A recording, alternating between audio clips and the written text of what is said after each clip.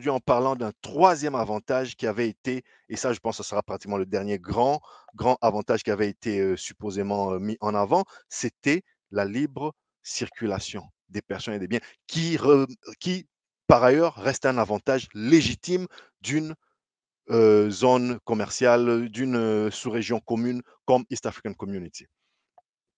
Les Tanzaniens quand ils vont en Ouganda, les Ougandais quand ils vont au Kenya et vice-versa. Voilà, il y a une certaine libre circulation. On est rentré dedans. Moi, j'ai juste envie que vous me disiez qu'est-ce qu'on a gagné en termes de libre circulation des personnes. Est-ce que la fluidité des personnes est meilleure depuis qu'on est dedans?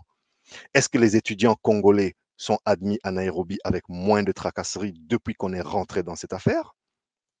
Parce que c'est aussi tout ça, les amis. Voyons pas seulement la force d'interposition, la force sous-régionale. Oui, ça fait partie. Mais parlons aussi du reste de la vie, si vous voulez, sans vouloir être désobligeant. Et je ne cracherai jamais sur mes compatriotes, ceux qui tombent dans les zones de l'Est de mon pays, qui tombent injustement, qui sont fauchés par la guerre. Mais entre les relations entre nations, il n'y a pas que le côté militaire, il y a aussi le côté économique, côté social. Quelles universités tanzaniennes dans quelles universités tanzaniennes vous avez appris que les Congolais s'inscrivent plus facilement, ils ont des avantages presque comme des Tanzaniens depuis East Africa? Si vous en savez, dites-moi, édifiez-moi, édifiez ceux qui nous écoutent, commentez, j'attends vos commentaires d'ailleurs les amis. Voilà. Libre circulation. Combien de Congolais ont trouvé de l'emploi au Kenya sur base de cet appel d'air? Parce qu'en Europe, quand ils ont fait l'espace Schengen, ils ont ouvert l'Union européenne, mais on a vu partout les Polonais qui sont allés tous travailler en France, au point où ça cause même certains problèmes quand il n'y a pas une certaine, on ne s'entend pas sur des bases. Vous avez entendu, en France par exemple, il y a toute cette problématique des Européens de l'Est qui sont dans Schengen, qui sont dans l'Union européenne, mais dont chez eux, les salaires sont beaucoup trop bas. Donc, ils viennent un peu casser le marché de l'emploi. Je n'ai pas entendu ces problématiques-là. Ça, c'est des vrais problèmes à gérer.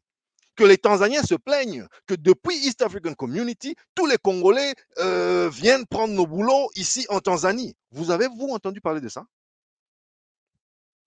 Que les Ougandais se plaignent on a un afflux massif des étudiants congolais, des ingénieurs congolais, des médecins congolais, parce qu'aujourd'hui, ils peuvent maintenant travailler pratiquement sans visa depuis cette affaire de East African Community. Peut-être faudrait-il rééquilibrer la situation. Encore que, cette affaire East African Community, ils avaient jusqu'à notre avènement comme langue officielle l'anglais et le swahili. Des langues que eux parlent, que eux maîtrisent, mais que nous, on ne maîtrise pas pour la plupart d'entre nous. On a une portion de notre population qui maîtrise le swahili. Le swahili reste, je pense, parlé par ou compris par près de la moitié des Congolais. Ça n'est pas rien.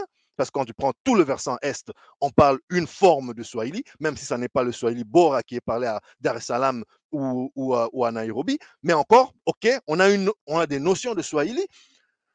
Et ça veut dire quoi? Ça veut dire que quelqu'un qui vient quelqu'un de l'Équateur, quelqu'un de l'espace Équateur, quelqu'un de l'espace Bandundu, il est exclu de cette affaire de East African Community parce que lui, il ne parle pas Swahili. Et si en plus, il ne parle pas anglais, mais alors là, il est largué total.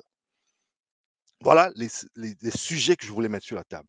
Repensons-y parce que quand je reviens la semaine prochaine, les amis, j'aimerais qu'on se reparle plutôt de ce que eux, ils sont venus chercher chez nous. Aujourd'hui, la question, c'est qu'est-ce qu'on est allé chercher là-bas? Je vous explique en 3 points. On est allé chercher la paix, selon ce que nos autorités nous ont dit. On est allé chercher le développement économique et l'intégration économique, selon ce que nos autorités nous ont dit. Et on est allé chercher la libre circulation des personnes, des biens, des capitaux, selon ce qu'on nous a annoncé. Aujourd'hui, on en est où? Est-ce que c'est pas un peu le moment de se faire ce genre de bilan? Dites-moi ce que vous en pensez. Continuez à commenter sur mes réseaux sociaux. Je vous invite à vous abonner, les amis. Aidez-moi à faire grandir ce travail. Si vous avez aimé, dites-moi ce que vous avez aimé. S'il y a des choses qui peuvent être améliorées, dites-moi quoi. Écrivez-moi. Vous me suivez en ce moment en multi-live, YouTube, Facebook, YouTube, Facebook et LinkedIn. Écrivez-moi sur n'importe lequel de ces réseaux-là. Merci à ceux qui ont pris le temps de commenter aujourd'hui. Les amis, je vous laisse par là et je vous dis, essayons un tant soit peu d'éclairer les masses, les informer du progrès, les outiller pour la concurrence. Moi, c'est Dr. JP Mouka, le vôtre. Je vous dis, prenez soin de vous et des vôtres. Chap, chap.